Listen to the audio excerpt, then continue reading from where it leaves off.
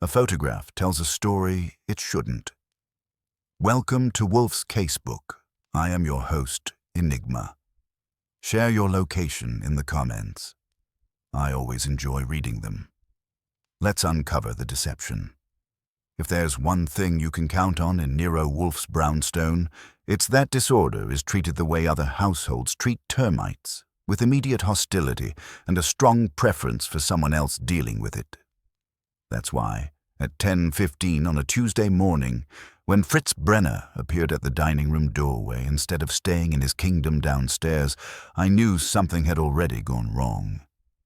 Fritz's face didn't show panic. Fritz didn't do panic, but there was a slight, precise tightening around his eyes, the kind he reserved for soufflés that refused to rise and people who believed Worcestershire sauce was a personality. He said, "Archie, there is a gentleman.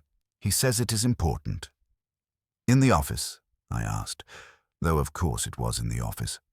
Outsiders didn't get invited to the orchid rooms unless they had money and an alibi. "Yes, he has a hat." Fritz added this as if it were incriminating. "A hat," I repeated. "In this city?" The nerve. Fritz didn't smile. When he doesn't smile, it's because he's thinking about something that isn't funny. That meant the gentleman's hat wasn't the problem. The gentleman was. I set my coffee down, Fritz's coffee, so good it makes you forgive him for being reasonable, and headed for the front room. The brownstone's office was in its usual state, polished, ordered, and forbidding, like a courthouse designed by a man who found feelings inefficient. Wolfe was in his chair behind his desk, a bulk of calm authority in yellow silk pajamas that looked like they'd been negotiated with rather than bought. His eyes were half-lidded, and his expression suggested he was enduring life because it had not yet learned to behave. Across from him, in the red leather chair, sat a man in his mid-40s with a face that had been worked over by careful habits, careful shaving, careful hair, careful posture. The hat Fritz had mentioned was on his lap, grey felt, held as if it might bolt. His suit was good, but not loud. His hands were clean. His eyes were not. They were the eyes of someone who'd slept badly and was furious at the mattress for betraying him. Wolfe acknowledged me with a small, economical movement of his eyelids. "Archie," he said. "Mr. Harrow." "Harrow," I said and offered a hand. He took it, his grip firm enough to announce confidence, but the skin was a shade cool. He looked at me like he was already deciding whether I was a problem. I gave him my most harmless grin. It's amazing what a grin can accomplish when it's backed by the knowledge that you can run faster than your employer if the bullets start. Wolfe said, "Mr. Harrow has a difficulty. He has attempted to state it. He has not succeeded." "That's not fair," Harrow said sharply, then checked himself. "I mean, I'm not used to telling stories." "Then do not tell one," Wolfe said. "State facts, if you're capable." Harrow's mouth thinned. He glanced at me, maybe hoping for a little human warmth. He'd come to the wrong address. The brownstone's central heating is excellent, but it doesn't extend to sympathy. He reached inside his jacket and produced an envelope. Not a business envelope. This one had been handled too much, the corners softened, the flap resealed like it had been opened and closed in indecision. He slid it onto Wolfe's desk like he was delivering a summons. Wolfe did not touch it. That was my job. I picked it up, opened it, and pulled out a photograph. It was a glossy 8x10, the kind you get from a professional, not from a drugstore machine. The image showed a man and a woman standing close together in what looked like a hotel corridor. The man had one hand on the woman's upper arm, not violent, not tender, possessive. The woman's face was turned slightly away, but you could see the line of her jaw and the tension in her mouth. The man was in profile. Sharp nose, dark hair, a certain confident stiffness. The lighting was bad. Yellowish corridor lights, but the shot was clear. I looked at it again, slower, There was something about the composition that made the back of my neck itch. It wasn't the situation. I've seen a lot of photographs that should have been shot, developed, and then buried in concrete. It was the stillness of it. Too exact, too staged. Like a tableau meant to be discovered, not a moment that happened to get trapped. I handed the photograph to Wolfe. He took it between thumb and forefinger as if it might be contagious. His eyes moved over it with a kind of insulted patience. Then he set it down on the blotter with the same care you'd use to place a dead mouse in someone else's wastebasket. "It is vulgar," he said. Harrow blinked. "Vulgar? Mr. Wolfe, that's—" "It is vulgar," Wolfe repeated, and his tone made it a final decision. "And it is also intended. Tell me why it is on my desk." Harrow drew a breath, let it out. "Because it's being used to—" He stopped, swallowed, and said it as if it tasted like pennies. "To blackmail me."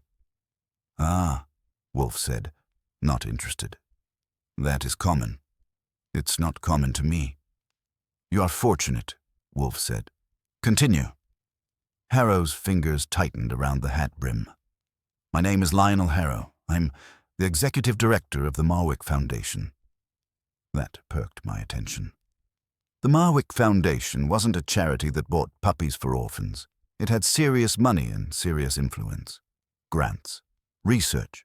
The kind of organization that got invited to cocktail parties by senators and lectured by professors. Wolfe didn't show any particular reaction, but I saw his eyes shift a fraction, like a cat's ear turning toward a sound. Harrow went on. "We fund historical preservation, certain academic programs, and, recently, digital archiving projects. We also host events." "Yes," Wolfe said. "And?" "And in 3 days," Harrow said, "we are unveiling a collection, a private collection loaned to us under strict conditions. There will be press, donors, trustees. It's important." "Important to your vanity," Wolfe said, "or to your income." Harrow flushed. "Important to the Foundation's reputation." "That is vanity with accountants," Wolfe said. I decided I liked the morning better when my biggest issue had been whether Fritz would serve apple strudel. Harrow said, 2 days ago, I received an email from an anonymous address. It included that photograph. And a message. If I don't resign quietly before Friday night, more photographs will be sent to the trustees and the press." Wolfe looked at the photograph again, briefly. "Who is the woman?"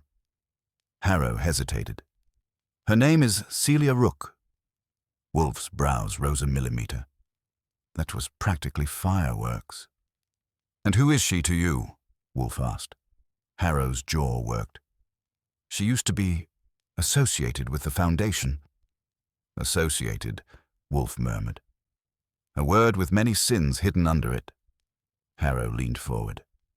"Mr. Wolfe, it doesn't matter what she was to me. What matters is that this photograph is being used to destroy me and—" He swallowed again. "To compromise the Foundation. If I resign, the unveiling collapses. Donors pull out. Trustees panic. The collection goes back to the owner, and whoever is doing this gets what they want." "Do you know what they want?" Wolfe asked. "I don't," Harrow admitted. And that admission cost him something. But I suspect it's tied to the collection. "What is the collection?" Wolfe asked. Harrow hesitated, then said, "Photographs." I looked down at the glossy on the desk and felt that itch again. Photographs, blackmail, a staged corridor shot, and a Foundation that was about to show a collection under strict conditions. This was either a coincidence with bad taste or a plan with good timing. Wolfe, to his credit, did not say coincidence. He despised coincidences the way he despised canned asparagus. "Whose photographs?" Wolfe asked. Harrow said, "They belong to a man named August Vellum."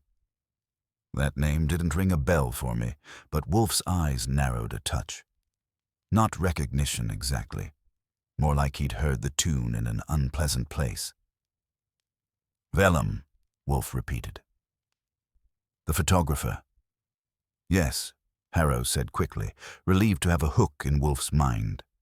He was significant, not publicly celebrated, but among certain circles, collectors, curators. His work is considered extraordinary. He died last year. There was an estate dispute.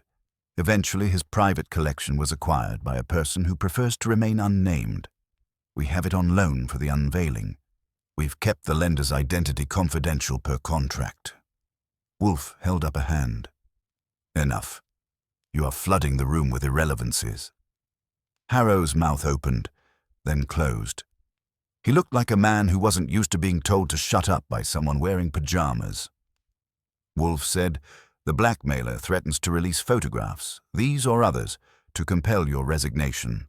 You wish to avoid that. And you believe the motive is connected to the vellum collection?" Yes. Wolfe sat back, his hands steepled lightly over his stomach. He studied Harrow with the same expression he might have used on a new species of insect. Mild curiosity tinged with doubt about its right to exist. "And yet," Wolfe said, "you have come to me, not to the police, not to your trustees, not to a lawyer." Harrow's eyes flicked to the photograph again. "If I go to the police, the story leaks. If I tell the trustees, the story leaks. If I hire a lawyer, the story leaks." He paused. "If I come here, perhaps it does not." Wolfe's mouth twitched, not quite a smile. "You have faith in my discretion." "I have faith in your reputation," Harrow corrected. "You solve problems." Wolfe regarded him. "Sometimes." Harrow leaned forward again, urgent now. "Mr. Wolfe, I'm not asking you to protect me from my mistakes. I'm asking you to find out who is behind this and stop it before Friday." Wolfe's eyes half closed. "Stop it," he echoed, as if considering the phrase's imprecision. "That is a vague request." "I mean," Harrow swallowed, "find the person. Make them withdraw, whatever you do." Wolfe's gaze shifted to me. "Archie." "Yes?" "Inform Mr. Harrow of my fee." I didn't miss the subtlety. Wolfe hadn't said yes. He hadn't said no. He'd said fee, which meant at least his curiosity had put its coat on. I opened the top right drawer, pulled out the standard printed card, and slid it across the desk to Harrow. His eyes dropped to it. His face did something complicated. Shock wrestling with desperation. The desperation won. He nodded once. "Fine," Wolfe said. "There is also the matter of my interest. I do not accept a case solely because money is waved at me like a rag at a bull." Harrow blinked. "Then why?" "I have not yet decided to accept it," Wolfe said calmly. "I am considering." I watched Harrow's throat bob. "Mr. Wolfe, please, if this breaks Friday, everything will be noisy," Wolfe agreed. "And noise is an offense. But not sufficient." He tapped one thick finger near the photograph. "This picture, this particular picture, I wish you to tell me precisely why it is a lie." Harrow stared. "A lie?" "Yes," Wolfe said. "You have implied it is damaging. You have not said it is false. And yet—" He pointed at the glossy, not touching it. "It is false." Harrow's eyes widened, and for the first time since I'd seen him, the man's careful composure fractured into something raw. Surprise mixed with alarm. "How can you know that?" he demanded. Wolfe's tone remained indifferent. "Because it is meant to be believed, and because the belief will do more harm than the truth." Harrow's lips parted. Then he shut them. He looked like a man standing on a trap door. I said, "Mr. Harrow, if you want Wolfe to play, you have to put all the cards on the table. He doesn't do half-decks." Harrow's gaze moved between us. Finally, he exhaled, the sound sharp. "All right," he said quietly. "It's a lie because the man in that photograph isn't me." I held my expression steady. "It's a job skill." Wolfe's eyes sharpened. and yet the blackmailer believes it will be accepted as you. Yes, Harrow said, because it looks enough like me to convince someone who wants to be convinced. Who is the man, then? Wolfe asked. Harrow's jaw clenched. I don't know. But I know where the photograph was taken. Wolfe's eyebrows lifted again, almost imperceptibly. Indeed, Harrow said. It was taken in the Marwick Foundation building, third-floor corridor, outside the private archive room. That did it. The itch at the back of my neck turned into a full-fledged prickle. Wolfe said softly now, so, an intrusion into your sanctum. Harrow nodded once. Yes. And, Wolfe added, the vellum collection is housed in that archive room. Harrow's fingers crushed the hat brim. Yes. Wolfe's eyes moved, not to Harrow, but to the photograph again, like he was examining a chessboard and deciding which piece to sacrifice. The office seemed to get quieter, even with the street noises seeping through the curtains. Wolfe looked at Harrow and said, Now we are approaching a matter that may deserve my attention. He paused, then added, as if speaking to the universe's general misbehavior, It appears that someone has taken a photograph and wished it to be a key. Very well. We shall see what it unlocks. Harrow let out a breath he'd been holding. You'll take the case? Wolfe held up a hand, patient and absolute. I will consider it taken when you have done one thing. Harrow blinked. What? Wolfe's gaze pinned him. You will tell me, Mr. Harrow, without evasion, without vanity, and without your tiresome moral commentary, why the Marwick Foundation's archive corridor is a stage for deception, who has access, who would benefit, and why you, personally, are the chosen target. Harrow stared at him. Then, slowly, he reached into his jacket again and produced a second envelope, thinner, more carefully sealed. He placed it on the desk beside the first, as if adding a second sin to the record. This arrived this morning, he said. His voice had gone tight. It wasn't an email. It was hand-delivered. I picked it up, opened it, and slid out a single strip of paper. Typed one sentence. Friday is for the truth. Resign, or we exhibit you instead. I looked at Wolfe. Wolfe looked at the strip of paper. Then he closed his eyes for a moment as if tasting something bitter and said very softly, Archie. Yes, sir. Cancel my morning. Notify Mr. Kramer that I may require his attendance later in the week. Harrow's shoulders sagged with relief. Wolfe opened his eyes again and fixed them on the photograph like it had committed an offense against good manners. It seems, he said, that my brownstone has not yet been disturbed. But if I do not act, it will be, by Friday, through the medium of vulgarity. He looked at Harrow. And, Wolfe added, with a quiet finality that made my spine sit up straighter, I have an aversion to vulgarity. That was Wolfe's version of a trumpet blast. Me, I just sighed internally and started wondering how many strangers were going to sit in those red leather chairs before the week was out. Harrow looked as if he'd expected Wolfe to wave a napkin over the matter and have the blackmailer evaporate. Instead, he got Wolfe's favorite form of charity, interrogation with no anesthetic. Wolfe indicated the chair with a slight motion of his hand. Resume, he said. Harrow had already been sitting, but he adjusted himself as if preparing for impact. The Marwick Foundation occupies 3 floors of the building on West 57th. The public knows the first floor. Reception, gallery space, lecture hall. The second floor is offices and meeting rooms. The third floor is restricted. That's where the private archive is. That's where the vellum material is stored. Wolfe's eyes were half closed. Do not repeat yourself. Tell me what I require. What you require is access, Harrow said, then caught Wolfe's look and corrected it. Access is limited. The archive room has a keypad lock and a mechanical backup. Codes are changed monthly. The backup key is kept... Where? Wolfe asked. In a locked cabinet inside my office, Harrow said, only I have the cabinet key." I couldn't help it. "You sleep with it under your pillow too, or is that considered unprofessional?" Harrow's glance at me was sharp enough to cut bread.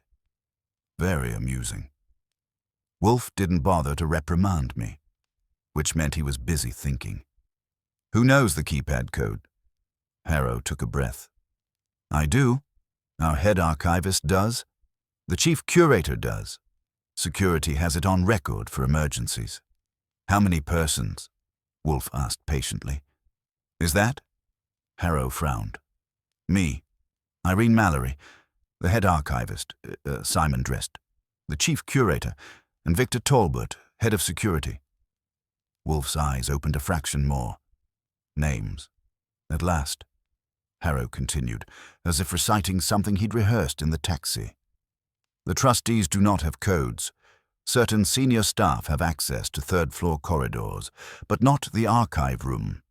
The vellum collection is stored in climate-controlled cabinets behind a locked inner door. Only Irene Mallory and Simon Drest have access to the cabinets. I'm not even allowed in there without one of them present." "That is sensible," Wolfe murmured. "You would leave fingerprints." Harrow's mouth tightened. He was not going to enjoy the day. Wolfe's finger moved, tapping once beside the strip of paper with its typed threat. This second message, hand-delivered. "How?" "It was in an envelope," Harrow said. "Plain. No postage. It was placed on the reception desk around 8:30.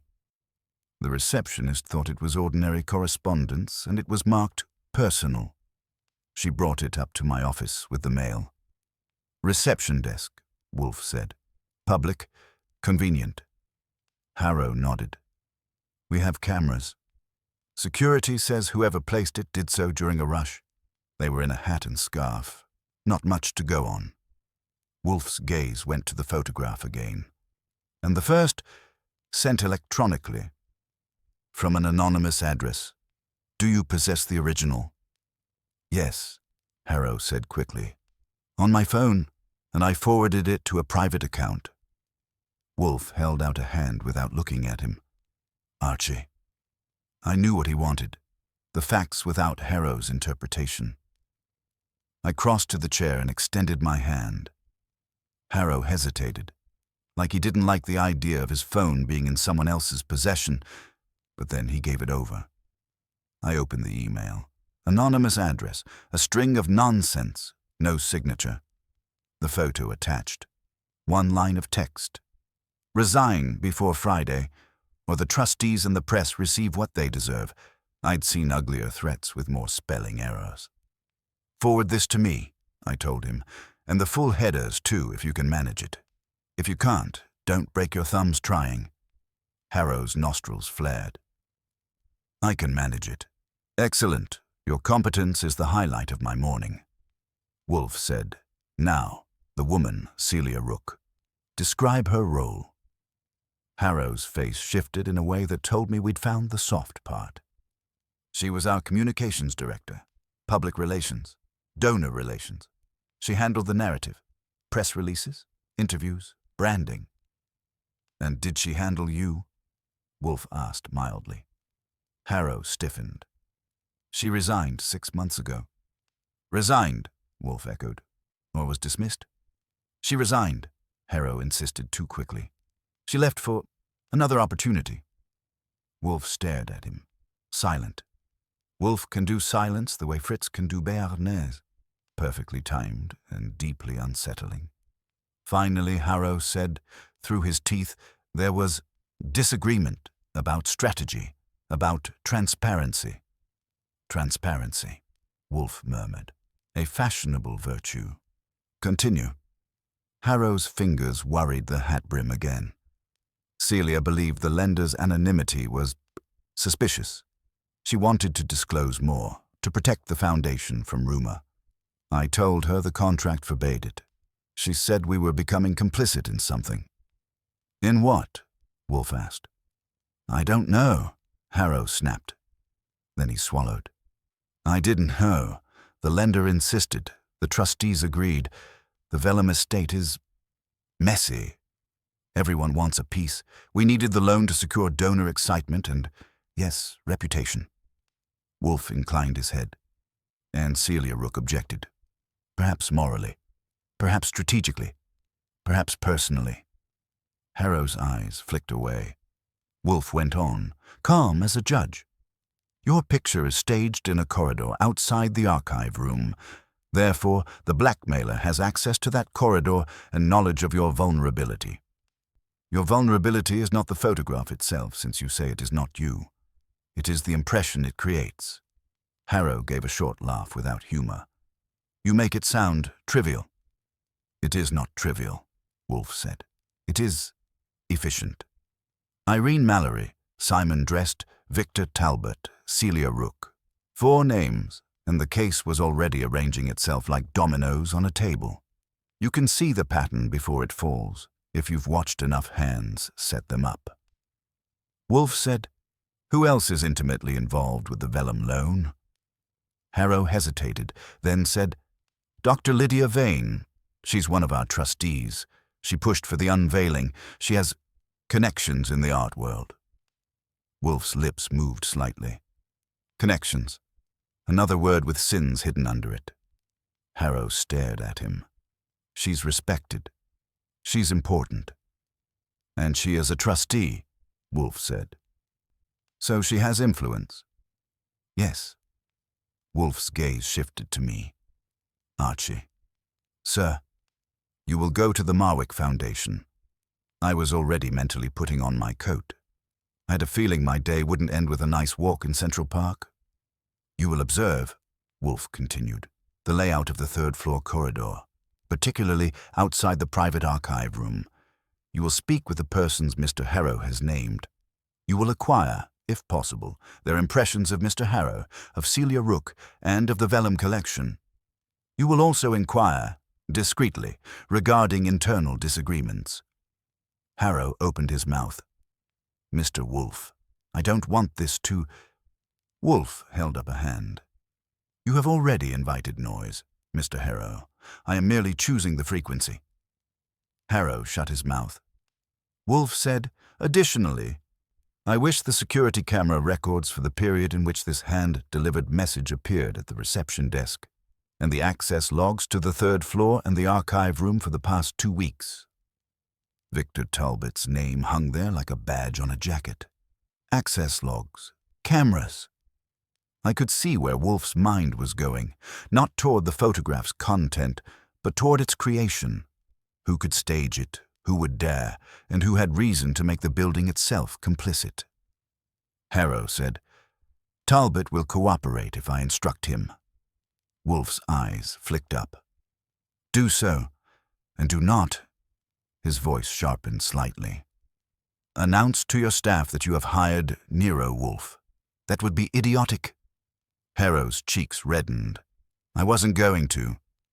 You were thinking it, Wolfe said. Do not. Harrow sat back, defeated.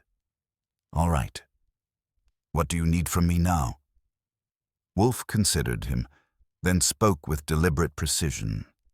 I need you to do nothing rash. Do not confront anyone. Do not resign. Do not attempt to bargain with your blackmailer, and do not, under any circumstances, remove or relocate any part of the vellum collection. Harrow's eyes widened. You think they might try to steal it? Wolfe looked at him as if he'd asked whether rain might be wet. I think someone has made your foundation a stage. When a stage is built, an audience is intended, and the vellum collection is the only object in your building worthy of an audience. Harrow's face went pale. We have security. So you say. I handed Harrow his phone back. Forward the email to me and include the headers. If you need help, ask your IT person. If your IT person is also anonymous and wearing a scarf, call me. He managed a weak nod. Wolfe leaned back in his chair, eyes half-lidded again, as if the case were now a puzzle he could turn over without exertion. One more matter, he said. Harrow looked up, wary. Wolfe's voice was almost conversational. This photograph, this lie, It was taken in your building, outside a restricted room, and it depicts a man who is not you, yet resembles you. That requires selection, planning. It also requires a woman, Celia Rook, you say, who is either complicit or exploited. Harrow swallowed. I haven't spoken to Celia in months. Then you will, Wolfe said. Harrow stiffened. No, if I contact her, it could reveal, Wolfe said, that you are frightened. Excellent. Let it reveal that. But you will not contact her directly. You will arrange, through an intermediary, for her to come here. Today. Harrow blinked. Here? To my brownstone, Wolfe finished. Yes. It is my preference that those who disrupt order do so where I can see them. Harrow hesitated, then nodded reluctantly. I can have my assistant reach out. Celia might not agree. She will, Wolfe said with calm certainty. I stood there with my notebook in my head already filling up. Third-floor corridor, access logs, security tapes, 5 names. And now Celia Rook coming to Wolfe's office, bringing whatever version of the truth she'd been carrying around for 6 months. Wolfe said, Archie, you will go immediately. On my way, I said. As I reached for my coat in the hall, Fritz appeared again, like a benevolent ghost of cuisine. You will miss lunch, he said, not accusing, just stating a fact the way one states that gravity exists. Save me something, I told him. Preferably not humble pie. Fritz's eyes softened a fraction. There is also strudel. Now you're talking. I headed out the front door into the winter air with Wolfe's instructions in my pocket and a sense that the brownstone's calm had already been insulted. If not by a stranger in the red leather chair, then by that strip of typed paper promising truth on Friday. In my experience, when someone promises truth on a deadline, what they usually deliver is damage. And Wolfe, who hated vulgarity, had just agreed to stop it. That meant the week was going to be noisy. The Marwick Foundation's building had the kind of lobby that makes you lower your voice even if you're only asking where the restroom is. Marble, brushed metal, a reception desk that looked like it had been designed to discourage joy, and a discreet plaque that suggested culture could be purchased in tasteful installments. I gave the receptionist my brightest professional smile and Lionel Harrow's name like a credential. It worked the way credentials usually do when they're expensive. She sat up straighter, checked something on her screen, and picked up a phone. While she murmured, I took in the scene the way I always do. Who was watching, who wasn't, and who looked like they knew where the bodies were buried. There were 2 donors, I guessed, from the way they were dressed to be noticed without being accused of it. There was a young man in a suit that didn't fit yet, hovering with a clipboard and the haunted look of someone who'd learned that foundation work meant living in other people's emergencies. And there was a security guard near the wall, leaning just enough to say he was relaxed while his eyes did the opposite. The receptionist covered the mouthpiece and said, Mr. Goodwin, Mr. Harrow's expecting you. Security will take you up. Security taking me up, I said. That sounds like I'm being arrested. She didn't get the joke, which meant she was either humorless or competent. Both are dangerous. The guard approached, mid-50s, square shoulders, face like it had been carved from the idea of policy. Victor Talbot, he said. Archie Goodwin, I said. I'm with... I know, Talbot said. His voice had the flat tone of someone who knew things before you told him. This way. He led me to the elevator, scanned a card, and we rose without the usual pause on each floor. The inside of the elevator smelled faintly of disinfectant and tension. You run a tight ship, I said conversationally. Talbot didn't look at me. We run an appropriate ship. Appropriate is my favorite kind. It never surprises you. We don't like surprises, he said. That was either a motto or a confession. The elevator opened on the 3rd floor. Immediately the air changed, not colder but drier, controlled. The corridor was narrower than I expected, with matte walls and soft lighting that made everything look calm by force. There were 2 doors along the hall, both with unobtrusive electronic locks. At the far end, a camera dome watched the corridor like an unblinking eye. Talbot walked me to the center, then stopped. "Private archive is at the end. You'll stay with me." "Wouldn't dream of running off," I said. "I hear the wallpaper up here bites." His eyes flicked toward me. "Mr. Barr, Harrow asked that you speak with staff." "Staff sounds friendly. I'll try not to frighten them." Talbot keyed a door on the left. "Archivist is through here." Inside was an office that made me think of clean hands and strict labels. Everything had a place. The desk had no piles, just neat stacks that looked like they'd been aligned with a ruler. Behind it sat a woman in her late 40s with gray hair pulled back tight enough to imply moral certainty. Her expression said I was an interruption, and she resented interruptions the way some people resent taxes. "Irene Mallory," she said. I sat without being invited. "Archie Goodwin. I'm here on behalf of Mr. Harrow." She didn't soften. I was told. "Great. Saves us the part where you pretend to be surprised." I took out my notebook. "Your head archivist. You and Mr. B. dressed have cabinet access to the vellum collection." Her eyes narrowed slightly at the name. "Yes. Do you approve of hosting it here?" I asked. She gave me a look that suggested approval was irrelevant. "It is secured properly. The environmental controls are correct. The handling protocols are being followed. Those things matter." "And does anything else matter?" I asked. Her mouth tightened. "The Foundation's reputation matters, unfortunately. That's what makes this situation intolerable." "So you've heard," I said. "I have ears," she replied. "And the staff is anxious. Mr. Harrow's anxiety is contagious." That was interesting.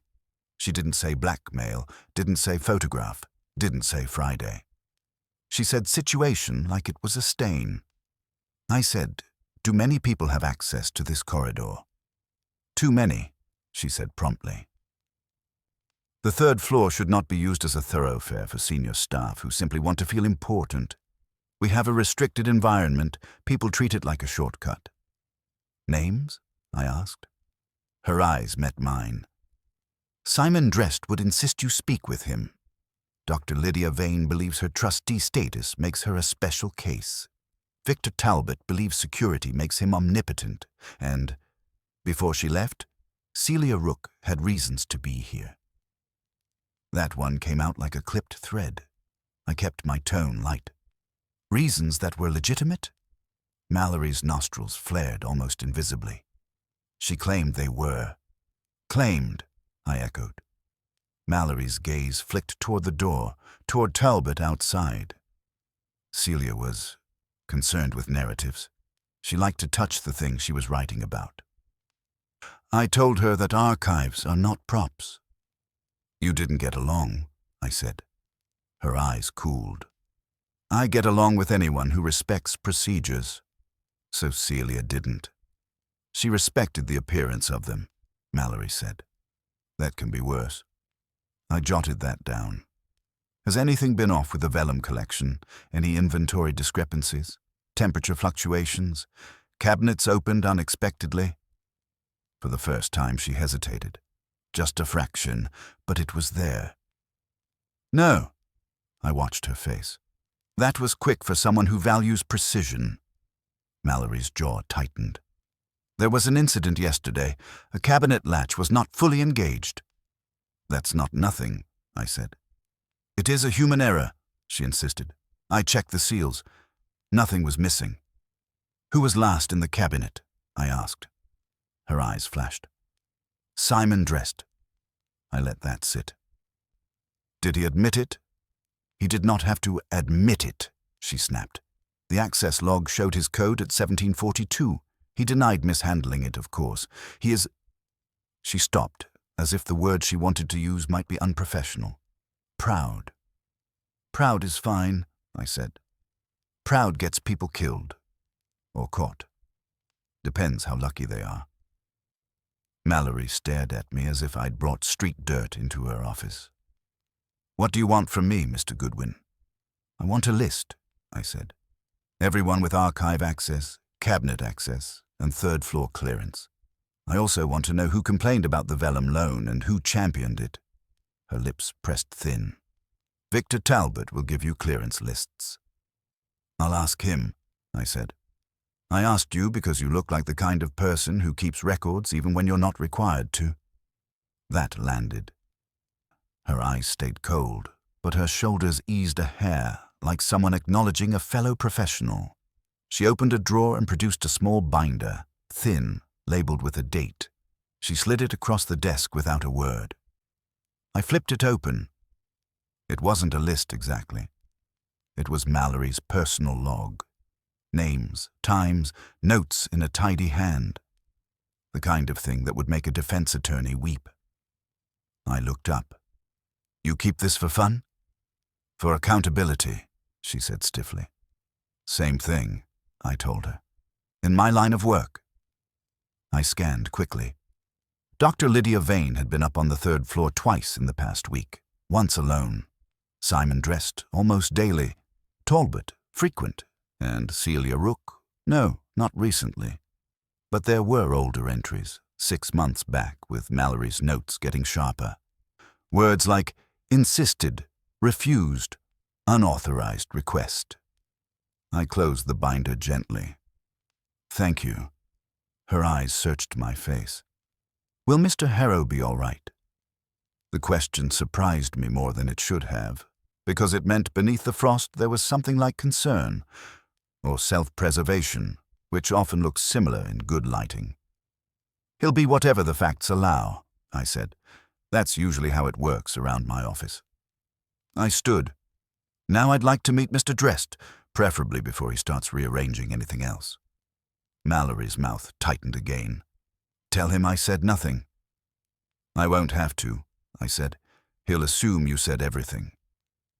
Outside, Talbot was waiting, his posture unchanged. He's in the curation room, Talbot said as we walked. He's busy. So am I replied. But I don't get an office with a view. We passed another door and I caught a glimpse of someone inside, a tall man in a tailored jacket, dark hair, moving with the restless energy of someone who believes the world is slow because it refuses to keep up with his ideas. He looked up as we entered, and his smile came quick. Too quick. Mr. Goodwin, he said warmly, like we were old friends. Simon Drest. I'm delighted. Delighted is a strong word, I said.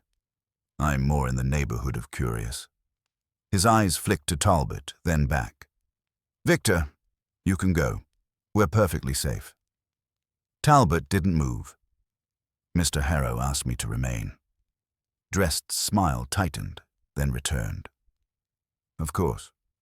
Protocol.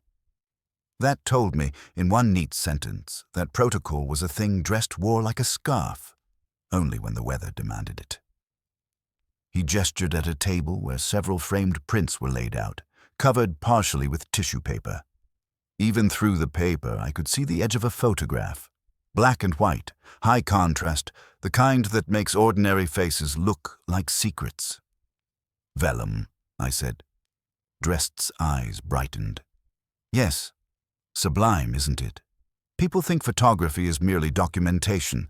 Vellum understood its accusation. Accusation is also a strong word, I said. You artists must have a thesaurus for drama. He laughed as if I'd paid him a compliment. What can I do for you?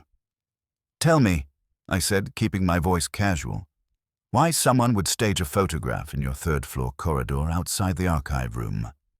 His smile didn't vanish, but his eyes sharpened. Stage. Don't play innocent, I said. It's a bad fit. Mr. Harrow is being leaned on. The corridor's part of it. I'm here to figure out who has access and who has motive. Drest's gaze slid to the camera dome in the hall beyond the door. If something happened, security has footage. Footage can be lost, I said, or misfiled, or accidentally overwritten by a man who doesn't like surprises. Talbot's face didn't change, but something in the air did, like a wire pulling taut. Dressed lifted a hand, smiling again. "Mr. Goodwin, you have the wrong idea. We're all on the same side. We want to protect the collection. We want to protect the foundation." "Sure," I said, "and I want to protect my waistline. Life is full of wants." Dresst's laugh was thinner this time. I leaned slightly forward. "Mallory says a cabinet latch was left unengaged yesterday." Dresst's eyebrows rose in practiced surprise. "Does she? She also says your code accessed the cabinet at 1742. Dresst's eyes flashed, then settled. I checked a mount. One of the prints had been handled improperly by a preparator downstairs. I inspected it. I closed everything properly. "Then how did the latch end up loose?" I asked. His smile came back, but it didn't reach his eyes. "Perhaps Irene is mistaken." Mallory didn't strike me as the mistaken type. She struck me as the type who alphabetized her grudges. Dresst continued, smooth now. "There has been tension. People are nervous about Friday. They're imagining sabotage. They're imagining scandal." "And you?" I asked. He spread his hands. "I'm imagining an unveiling that finally gives Vellum his due." "And the anonymous lender?" I asked. He paused a fraction. "A nuisance?" "But necessary." "Do you know who it is?" I asked. Talbot's presence behind me was suddenly very loud without making a sound. Dresst smiled. "If I did, I wouldn't tell you." That was honest, at least. I nodded slowly. "One more thing. Celia Rook. You worked closely with her." The name cut the air. Dresst's smile held, but the muscles around it tightened as if it took effort. "Celia was talented," he said carefully. "She had opinions." "About the loan?" I asked. "About everything," he said lightly. "She believed secrets are always rot. I believe secrets are often protection." "Did you argue?" I asked. He shrugged. We debated. She was dramatic. "Was she on this floor much?" I asked. His eyes flicked again, that little involuntary motion. "Not as much as Irene claims." That, right there, was the first clean contradiction of the day. Mallory's log versus Dresst's breezy denial. One of them was lying, or one of them was omitting, which is the same thing in a better suit. I said, "You'll be at the brownstone if Wolfe summons you." Dresst blinked. "Wolfe? Nero Wolfe?" "That's the one," I said. "Try not to faint. It's messy on these floors." His smile returned, now with something like calculation. How fascinating. I left him with his tissue paper and his framed accusations and stepped back into the corridor with Talbot at my shoulder. The camera dome watched us impassively. Talbot said, "Lo, you're stirring people up." "I'm interviewing them," I said. "If they stir, it's because they've got loose parts." He didn't like that. "The foundation is under pressure." "So is a boiler," I told him. "That's when it either holds or explodes." As we walked toward the elevator, I looked down the corridor at the archive door. Quiet, sealed, the kind of door that promised it could keep secrets, and I thought about Wolfe's question. Why this photograph was a lie. The answer wasn't just that the man wasn't Harrow. The answer was that someone wanted the building itself implicated, wanted the lie to have a proper address. And if they'd already been careless enough to leave a cabinet latch loose, it meant the show wasn't finished yet. I rode the elevator down with Talbot standing just close enough to remind me that I was being escorted, not accompanied. The silence between us was the kind that accumulates fingerprints. When the doors opened onto the lobby, he didn't move aside immediately. "You'll want the access logs," he said. "That was the idea," I replied, "along with camera records." He nodded once. "I'll have copies sent to Mr. Wolfe." "Today," I said. His jaw tightened. this afternoon." "That's polite talk for today," I said mildly. "Mr. Wolfe dislikes waiting. It upsets his digestion." Talbot studied me for a moment, as if weighing whether digestion was a joke or a threat. "I'll send them within the hour." "That's the spirit." He stepped back, and I headed out through the marble and the reverent quiet into the street. The cold hit like a corrective. New York has a way of reminding you that buildings don't matter as much as the people sweating inside them. I was halfway to a cab when my phone buzzed. "Goodwin," it said.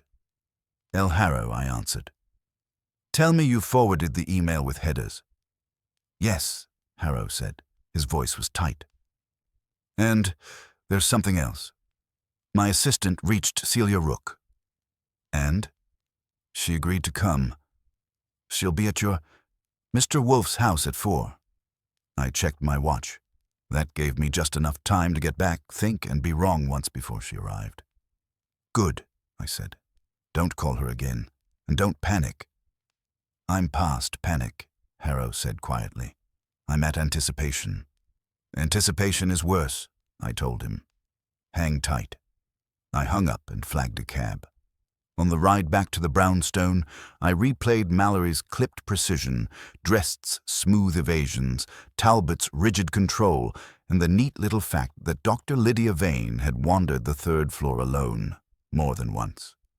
Trustees have a way of confusing privilege with invisibility. When I got home, the brownstone looked as it always did, immovable, disapproving, and faintly smug. Fritz took my coat with the gravity of a man receiving a burden. "You have missed lunch," he said. "I heard rumors," I replied. "Anything left?" "Soup," he said, "and strudel." "I forgive the city," I told him, and went to the office. Wolfe was in his chair, hands folded, eyes half closed. The blotter was immaculate, except for the photograph and the typed threat, placed precisely where they could offend him. "Report," he said without opening his eyes. I sat and began. I gave him Mallory's rigidity, her logbook, the loose cabinet latch. I gave him Drest's charm and his denial. I gave him Talbot's efficiency and his discomfort with surprises. I told him about Dr. Lydia Vane's visits and the way Drest's eyes had flicked when I mentioned Celia. Wolfe listened without interruption, absorbing it the way he absorbed everything. Slowly, thoroughly, and with an appetite that was entirely intellectual. When I finished, he opened his eyes. "You have omitted your opinion." "Because you didn't ask," I said. "Then I will," Wolfe said. "What do you think?" "I think," I said carefully, "that the photograph wasn't meant just to blackmail Harrow. It was meant to implicate the foundation. The corridor matters. The archive matters. Someone wants the lie to feel official." Wolfe nodded once. "Yes. And," I continued, "I think Celia Rook is either the lever or the fulcrum. Maybe both." "Or the mirror," Wolfe said softly. I frowned. "Mirror? A photograph reflects," Wolfe said, "but it also reverses." Before I could ask him what he meant, the doorbell rang. Wolfe's lips curved faintly. "That will be Ms. Rook." Fritz appeared, silent as a courtesy. "She has arrived." "Show her in," Wolfe said. "Archie, observe." Celia Rook entered the office with her chin up and her eyes alert, the way people do when they've decided in advance not to be intimidated. She was in her mid-30s, stylish without being ornamental, her coat cut cleanly, her hair tucked back with an efficiency that suggested she didn't like things in her face. Her gaze swept the room, took in Wolfe's bulk and immobility, the photograph on the blotter, and then me. "So," she said, "this is where secrets go to be cross-examined." "Sit down," Wolfe said. She did, without asking permission. That earned her a point. Wolfe regarded her. "You know why you are here. I assume it has something to do with Lionel Harrow finally losing his nerve," she said calmly. "Your assumptions are adequate," Wolfe said. "Tell me why you left the Marwick Foundation." She laughed once, without humor. Because I was tired of being told to sell silence as sophistication. You resigned, Wolfe said. I was encouraged, she corrected. Strongly. By whom? Wolfe asked. By Harrow, she said, with the trustee's blessing. Because you objected to the vellum loan, Wolfe said. Yes. Why? Wolfe asked. Because the anonymity was a lie, she said promptly, and lies attract worse lies. Wolfe's eyes sharpened. You knew the lender. Her mouth tightened. I suspected. Suspected whom? Wolfe asked. She hesitated, then said, Dr. Lydia Vane. I sat still. That landed clean. Wolfe nodded. Go on. Vane is obsessed with vellum, Celia said. She wrote about him years ago. She tried to acquire his work. She was blocked by the estate. Suddenly, after his death, a private lender emerges, willing to loan the entire collection on the condition of secrecy, and the foundation jumps. You believe Dr. Vane was the lender, Wolfe said. Yes, Celia said, or at least the controlling interest. And you said this aloud, Wolfe said. I did, Celia said. I said it in meetings.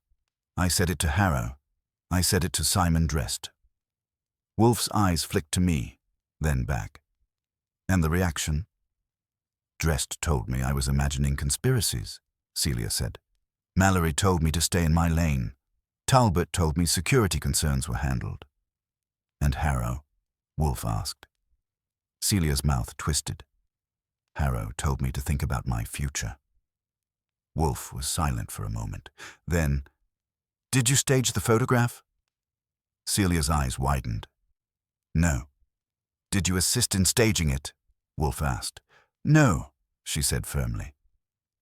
But I recognize it. Wolfe leaned forward a fraction. Explain. The man isn't Harrow, she said, but he's meant to be. It's a stand-in, someone similar enough, dressed similarly, placed deliberately. That's not blackmail for profit. That's blackmail for control. Control of whom? Wolfe asked. Everyone, Celia said. Harrow resigns, trustees scramble, unveiling collapses, or goes forward under new leadership. Either way, the lender tightens their grip. Wolfe's voice was mild. And you? I'm the convenient villain, Celia said. The disgruntled former employee with a motive. Do you have one? Wolfe asked. She met his gaze squarely. I want the truth exposed. That's not a crime. Not usually, Wolfe agreed. The doorbell rang again. Wolfe did not move. Fritz, he called. Fritz appeared. Yes? Ask Mr.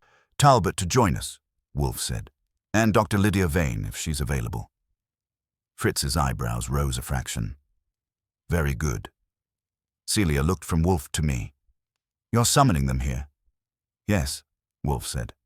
This house has not yet been disturbed, but it will be, briefly. He settled back into his chair, eyes intent now. Because, Wolfe continued, someone has confused ownership with authority, and someone else has confused secrecy with safety. We will correct both errors. I leaned back in my chair and watched Celia Rook's composure harden into something like relief mixed with dread. The photograph lay between us, glossy and quiet. It had told one lie already. Before the day was over, it was going to tell another. For Nero Wolfe, the orchid rooms were not just upstairs.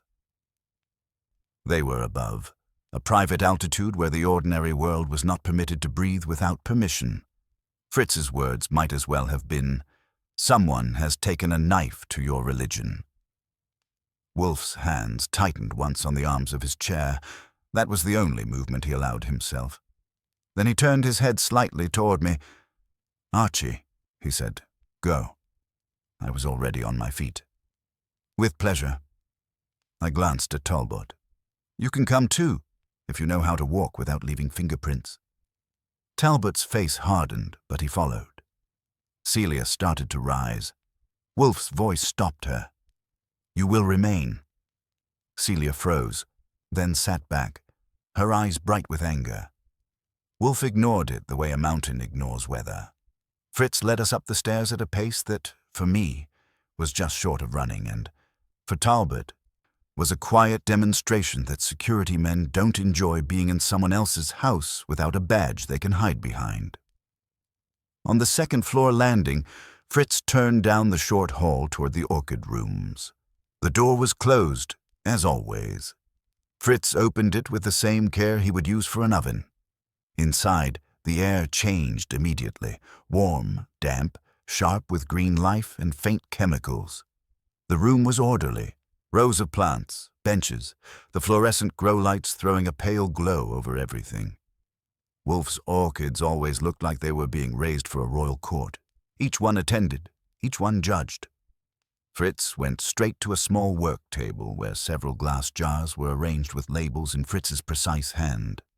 One jar sat with its lid tilted, open just enough to be deliberate. Talbot stopped dead. Even he understood this room wasn't ordinary. Fritz pointed, "This one." I stepped closer without touching anything. The jar was labeled in German, which made it seem even more exclusive. The lid wasn't on the table beside it. It was resting crookedly on the top, like someone had opened it, done something small, and then tried to set it back as if the jar itself would cooperate. I leaned in. The smell was slightly different, faintly metallic, a whisper of something not meant to be in that mix. Talbot said, "Could Fritz have—" Fritz turned his head toward him with polite contempt. "No," I said. "When did you last see it closed?" Fritz's answer was immediate. "At 1:30, I brought Mr. Wolfe tea. Everything was as it should be." "And now?" I asked. "Now," Fritz said, "it is not." Talbot shifted, eyes scanning the room. "Any signs of forced entry?" I looked at him. "This is a brownstone. If someone forced entry upstairs, I'd have heard it in my bones."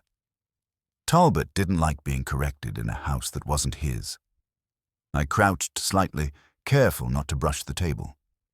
"Anything missing?" Fritz's eyes moved over the jars, the labels, the tidy arrangement. "No." "Then something was added," I murmured. Talbot said, "Or someone just opened it to send a message." "That's a possibility," I agreed. "But with Wolfe, a message is usually delivered by people who enjoy the sound of their own typing. This is personal." I pulled out my pen light and shone it into the jar. The mixture inside was cloudy, more than it ought to be. There was a faint sediment near the bottom, like something heavier had been dropped in and hadn't fully dissolved. Talbot's eyes narrowed. "Poison?" I looked at him. "For orchids? That's a niche hobby." "It could still be sabotage," he said, stiff. "Sure," I said. "But then why not smash a bench or rip out a plant? Wolfe's orchids are valuable. Sabotage can be loud." Fritz's face was controlled, but his hands were clenched now, and that told me this wasn't merely a jar, it was an insult. I straightened slowly. "Who's been in the house since 1:30? Fritz's answer was calm. "Mr. Harrow, Ms. Rook, Mr. Talbot." "And the delivery," I added. Fritz nodded once. "And the man who brought it. He did not enter. He gave it to me at the door." Talbot's jaw tightened. "You accepted an unvetted delivery from a stranger." Fritz looked at him. "Yes." The yes had a tone. "And if you criticize me, I will bake you into something unpleasant." I turned to Talbot. "You didn't wander upstairs, did you?" His eyes flashed. "I was in the office." "Celia stayed in the office," I said. "Harrow stayed in the office. That leaves you, Fritz, and the man who delivered the message, who didn't enter." Fritz met my gaze steadily. I did not open the jar. "I know," I said. I did know, partly because Fritz's pride would rather burn the building down than touch Wolfe's orchid protocols without permission. "So either someone got upstairs without our noticing, or someone who was here had a moment alone." Talbot said, "You think I did it?" "I think you're capable," I said pleasantly. "That's not the same thing." He stepped closer to the table, then stopped himself, remembering too late that this was not a place you could touch without starting a war. "Your doors," he said. "Your locks. Your security." "Our security is my hearing and Archie's suspicion," Fritz said, and it sounded like a verdict. I held up a hand. "Let's not turn this into a contest. Fritz, any other disturbances? Anything moved?" Fritz's eyes swept the room again, slower now. "No." Then, after a pause, "The window latches, not as I left it." I looked. One of the upper windows, tall, narrow, had its latch slightly misaligned. Not open, not broken, just not settled. I stepped closer, careful not to brush the plants. The window was closed, but the latch looked like it had been lifted and replaced in haste. Talbot said, low, "Someone came in through a window." "In January," I said. "In this neighborhood?" I shook my head.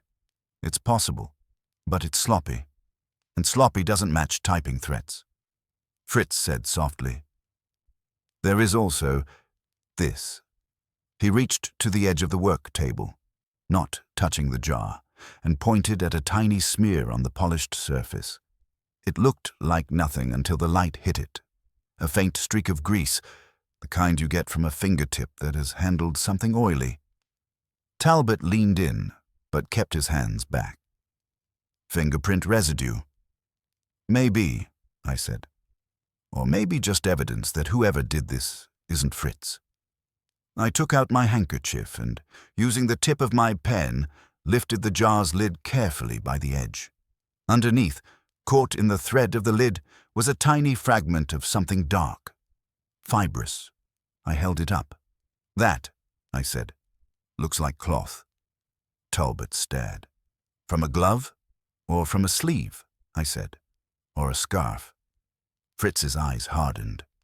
The man at the door wore a scarf. Talbot's gaze snapped to him. He didn't enter. "So you say," Fritz replied coolly. Talbot's face colored. "Your servant." "Careful," I said, and my voice wasn't joking now. "Fritz isn't a servant. He's the only reason Wolfe hasn't starved or declared war on the city council." I pocketed the fiber carefully. "We need to tell Wolfe." Talbot nodded once, stiffly. "And call the police." Wolfe would love that. Police boots upstairs, breathing on orchids. "Not yet," I said. "We'll report first." We headed back down, Fritz moving like a man whose kitchen had been insulted, Talbot moving like a man whose competence had been questioned, and me thinking about the timing. The delivery arrived, a threat mentioning orchids. And then, within minutes, Fritz discovers a jar opened. The special jar Wolfe had insisted must not be touched. That wasn't random. That was a demonstration. Someone had wanted Wolfe to know. We can reach you. We can violate your rules. We can do it while you sit downstairs and pretend you're untouchable. We returned to the office. Celia was still there, sitting very straight. Wolfe's eyes went to my face and then, immediately, to Fritz. Fritz said quietly, "The jar was opened, the window latch disturbed." Wolfe's expression didn't change, but his voice, when it came, was colder than the air outside. "This," he said, "is no longer merely a vulgar attempt at coercion. It is an incursion." He looked at Talbot. "Mr. Talbot," Wolfe said, "you have brought your stage to my house. Now you will answer a different question." Talbot swallowed. "What question?" Wolfe's eyes were hard and bright. "Who," he said, "has taught your blackmailer to believe that intimidation is more persuasive when it is intimate?" For the final section, conclusion. Say, "Now, generate the final section of the story, ensuring a satisfying resolution. Maintain the logical progression of clues and character arcs, delivering the final reveal smoothly while keeping the ending impactful and true to the detective's style." Wolfe did not wait for Talbot to answer. He rarely did when the answer could be compelled by structure instead of obedience. "Archie," he said, "place the photograph, the 2 typed messages, and the access logs on the desk, in that order." I did it carefully, aligning them the way Wolfe liked, not out of superstition, but because Wolfe believed disorder encouraged intellectual laziness. Celia watched with narrowed eyes. Talbot stood rigid, hands clasped behind his back like a man waiting to be judged by a tribunal he didn't respect. Wolfe regarded the arrangement for a long moment. Then he spoke, not loudly, not dramatically, but with the calm certainty that makes people lean forward despite themselves. "The photograph," he said, "is a lie, not because it depicts a man who is not Lionel Harrow, but because it pretends to be spontaneous. It is not. It is deliberate, composed, and above all institutional. The corridor, the archive, the implication of authority." He tapped the photograph lightly. "This was never meant merely to disgrace Mr. Harrow. It was meant to replace him." Celia's breath caught. Talbot's jaw tightened. Wolfe continued, "The typed messages are similar, anonymous, mechanical, impersonal. They simulate power by refusing identity, but intimidation is rarely effective unless the intimidator believes himself entitled." Wolfe's gaze lifted and settled on Dr. Lydia Vane, who had arrived quietly during our absence and now stood near the wall, her expression composed, her posture dignified, her eyes sharp with offended intelligence. "Dr. Vane," Wolfe said, "you are entitled, are you not?" She stiffened. "I beg your pardon?" "You are a trustee," Wolfe said, "a patron, a scholar. You believe yourself a custodian of culture rather than a participant in rules. That belief has guided your actions." Dr. Vane laughed softly. "This is absurd." "Is it?" Wolfe asked. "You admired Auguste Vellum. You coveted his work. When the estate denied you, you waited. When he died, you acted. You arranged for the collection to be loaned under anonymity, your anonymity, using the foundation as camouflage." "That is conjecture," Vane said sharply. "Is it?" Wolfe repeated. "Your after-hours access, your insistence on secrecy, your pressure on staff, your alignment with Mr. Drest, who values prestige over procedure, and finally, your solution when Lionel Harrow proved insufficiently malleable." Celia turned toward Vane, her voice low and fierce. "You used me as the villain." Vane's eyes flicked to her. "You made yourself inconvenient." Wolfe raised a finger. "And so you arranged a replacement. The photograph was staged with a proxy, someone who resembled Mr. Harrow sufficiently to invite belief. The corridor was chosen to implicate the foundation. The threat was timed to force resignation before the unveiling, allowing you to install a more cooperative director." Talbot broke in. "You're accusing a trustee of orchestrating blackmail and trespass." "Yes," Wolfe said, "and of underestimating the value of orchids." That landed harder than any accusation. Wolfe gestured slightly. "The intrusion upstairs was not sabotage. It was demonstration. You wished me to understand that you could reach me, but you miscalculated." Dr. Vane's composure cracked, just a hair. "Miscalculated?" "You believed intimacy would intimidate," Wolfe said. "Instead, it clarified. Only someone accustomed to unchallenged access would dare violate my house so carelessly. A thief would have destroyed. An enemy would have stolen. You merely touched, because you believe touching is your right." Silence pressed in. I added quietly, "And the fiber from the jar lid matches the scarf you wore when you delivered the first message to Harrow. Talbot confirmed your presence in the lobby that morning." Talbot shifted, trapped now between procedure and truth. "Security footage corroborates that," he said stiffly. Dr. Vane's lips parted, then closed. Wolfe leaned back, satisfied. "Mr. Harrow will not resign. The unveiling will proceed. The lender's identity will be disclosed, voluntarily or by subpoena, And you, Dr. Vane, will step down from the board before the week ends. You have no authority, she began. Wolfe's voice hardened. I have leverage. You have misused a foundation, threatened reputations, trespassed in my home, and attempted coercion through fraud. Authority is unnecessary. She looked around the room, at Talbot, who would not meet her eyes, at Celia, whose fury had cooled into something like vindication, at me, already imagining the paperwork.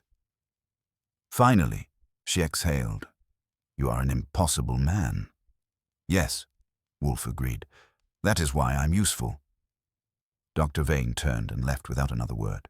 The silence that followed was deeper, cleaner. Celia stood. So, that's it? For you, Wolfe said. Yes. You may consider your instincts vindicated, though your methods were theatrical. She smiled faintly. I'll take vindicated. She left soon after, lighter than she'd arrived. Talbot lingered. I'll file the reports, he said, and tighten protocols. Do, Wolfe replied. And remember, security that mistakes access for trust is merely hospitality with badges. Talbot nodded once and went. At last, only the brownstone remained. Fritz entered quietly. Dinner is ready. Wolfe closed his eyes for a moment, then opened them, restored. Good. The day has been sufficiently vulgar. As we ate, Wolfe said, almost thoughtfully, Photographs are dangerous things, Archie. They persuade without argument. Like power, I said. Precisely, Wolfe replied. Both are tolerable only when restrained. Later, as I leaned back with my coffee, I looked around the office. Order restored, sanctity reclaimed. Well, I said, at least the photograph told the truth eventually. Wolfe snorted. No, it did not. We forced it to confess. I grinned. In my line of work, that was as close to justice as it ever got.